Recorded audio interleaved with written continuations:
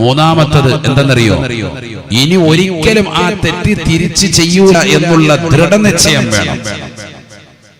രണ്ടാമത്തത് ഒഴിവാക്കലാണ്. മൂന്നാമത്തത് എന്താണ്?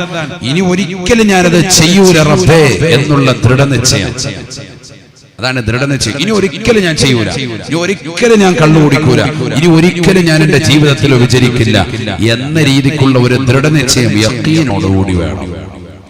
ഈ മൂന്ന് കാര്യങ്ങളും ഉണ്ടെങ്കിൽ മാത്രമേ നസൂഹായ തൗബയായി തീരുകയുള്ളൂ, ഏത് തെറ്റ് ചെയ്താലും.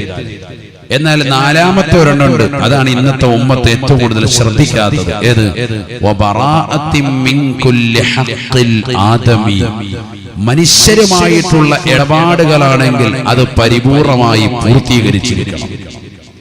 ഒരാളുടെ ആരെങ്കിലും 10 പേരുടെ മുന്നിൽ വെച്ചുകൊണ്ട് അനാവശ്യം പറഞ്ഞു, എന്നിട്ട് പടച്ചവനോട് പറയാ, പടച്ചവനെ ഞാൻ അവനെ പള്ളിയുടെ മുന്നിൽ വെച്ച് ചീത്ത വിളിച്ചായിരുന്നു, നീ പുറത്തു തരണേ. അല്ലാഹ് പുറത്തു തരില്ല.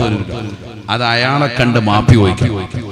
10 ആളുടെ മുന്നിൽ വെച്ചുകൊണ്ട് നീ അഭിമാനത്തിന് ക്ഷതം വരുത്തിയിട്ടുണ്ട്, അദ്ദേഹത്തെ കണ്ട് മാപ്പി ചോദിക്കണം.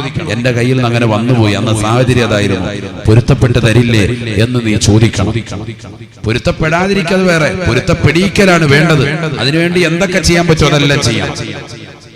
പൊരുത്തപ്പെടിക്കണം അയാളെ കണ്ട്, ഇല്ലെങ്കിൽ ആഖിറത്തിൽ ഖേദിക്കും, വലിയ ഖേദമുണ്ടാവും. മാത്രമല്ല ചില ആളുകളുണ്ട് കടം വാങ്ങി വെക്കും, ലക്ഷക്കണക്കിന് രൂപ കടം വാങ്ങി വെക്കും. ആദ്യം ഒരു 5000 ചോദിക്കും, സാമ്പിൾ വെടിക്കെട്ടാണത്. അത് ചോദിക്കുമ്പോഴേ മനസ്സിലായിക്കോണം ഇത് ഇടങ്ങേറിനുള്ള പരിപാടിയാണ്. ആ 5000 കറക്റ്റ് സമയം നാളെ ഉച്ചയ്ക്ക് കൊണ്ട് തന്നേക്കാണ്, രക്ഷപ്പെട്ടു. രാവിലെ 10 മണിക്ക് തന്നെ, ഉച്ചയ്ക്ക് പറഞ്ഞവൻ 10 മണിക്ക് തന്നെ പൈസ തിരിച്ചു കൊണ്ടുവരും. അപ്പൊ നമ്മൾ ഓർക്കും അൽഹംദുലില്ലാഹ് ആള് നല്ല പക്കാണ്. രണ്ടാമത്തെ ചോദ്യം 5 ലക്ഷമാണ്. കാക്ക പരിന്തുകാരി കൊണ്ടുപോകാനുള്ള പരിപാടിയാണ്. എപ്പോ വരും? അത് അടുത്ത ദിവസം നീ പറഞ്ഞ ഡേറ്റിൽ 30-ാം തീയതി തന്നേക്കാം. അല്ലാഹ്